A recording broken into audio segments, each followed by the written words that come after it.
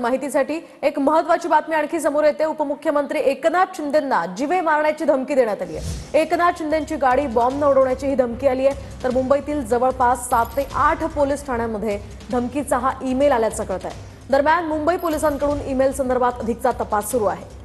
7 ते 8 पोलीस स्टेशनमध्ये ही धमकी आल्याचं कळत आहे। ईमेलद्वारे ही धमकी देण्यात आलेली आहे। एकनाथ शिंदे यांची गाडी बॉम्ब उडवून देण्याची ही धमकी देण्यात आलेली आहे। एकनाथ शिंदे यांच्या या आलेल्या धमकीच्या पार्श्वभूमीवर आता पोलिसांकडून अधिकचा तपास सुद्धा सुरू आहे। 7 ते 8 पोलीस ठाण्यांमध्ये धमकीचे हे ईमेल्स आलेले आहेत आणि या ईमेल्सची आता पोलिसांकडून चौकशी सुरू आहे। उपमुख्यमंत्री एकनाथ शिंदेंची गाडी बॉम्ब उडवण्याची ही धमकी देण्यात आलेली आहे। 7 ते 8 पोलीस ठाण्यांमध्ये धमकीचा हा ईमेल आलेला आहे। त्यामुळे हा ईमेल नेमका कुणी केलाय, कोणामार्फत करण्यात आलेला आहे, त्या संदर्भातला सगळा तपास पोलिसांकडून सुरू आहे। अतिशय धक्कादायक ही बाब म्हणावी लागेल। काही दिवसांआधी सुद्धा अशा प्रकारे काही नेत्यांना धमकीचे हे ईमेल आले होते। काही वेळा मनोरुग्ण व्यक्तींकडून हे ईमेल केले जातात, फोन कॉल्स केले जातात। त्या पार्श्वभूमीवर आता पोलिसांकडून तपास सुरू आहे। साधारणतः 7 ते 8 पोलीस ठाण्यांमध्ये हे ईमेल आलेले आहेत। त्या पार्श्वभूमीवर आता पोलीस सखोल तपास करतात। त्यामुळे हे ईमेल आता नेमके ते शोधणं अत्यंत गरजेचं आहे। मुंबई पोलीस या संदर्भात अधिकचा तपास करतात।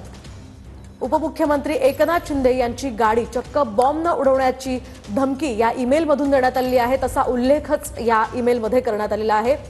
त्या संदर्भात आता मुंबई पोलीस सतर्क आहेत आणि त्यांच्याकडून अधिकची माहिती घेतली जाते।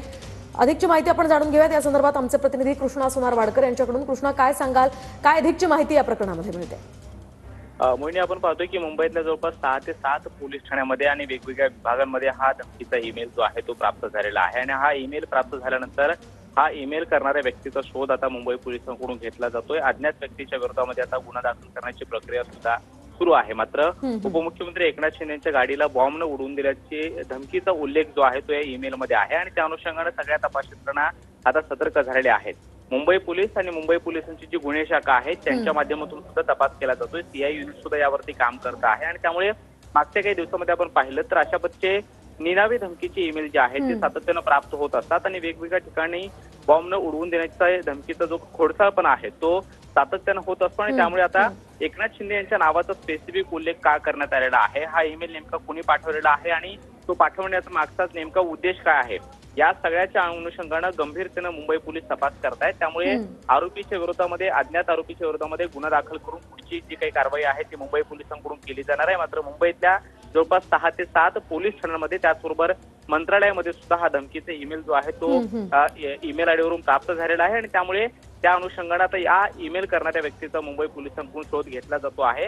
अद्याप तरी हा ईमेल नेमका कुणी केलेला आहे आणि तो नेमकं करण्यामागचा काय उद्देश आहे हे स्पष्ट होऊ शकलेलं नाहीये। मात्र याआधी सुद्धा एकनाथ शिंदे यांना नक्षलवाद्यांची एक धमकी होती, ती सातत्याने चर्चेमध्ये होती आणि आता त्यांच्या गाडीला बॉम्बने उडवून देण्याची धमकी जी आहे ती या ईमेलच्या माध्यमातून प्राप्त झाल्यानंतर सगळ्या तपास यंत्रणा सतर्क झालेल्या आहेत आणि मुंबई पोलीस या सगळ्याची कसून चौकशी करतात। अगदी नक्कीच धन्यवाद कृष्णा, दिलेल्या या सविस्तर माहितीसाठी। या संदर्भातले अपडेट्स तुमच्याकडनं जाणून घेत राहणार।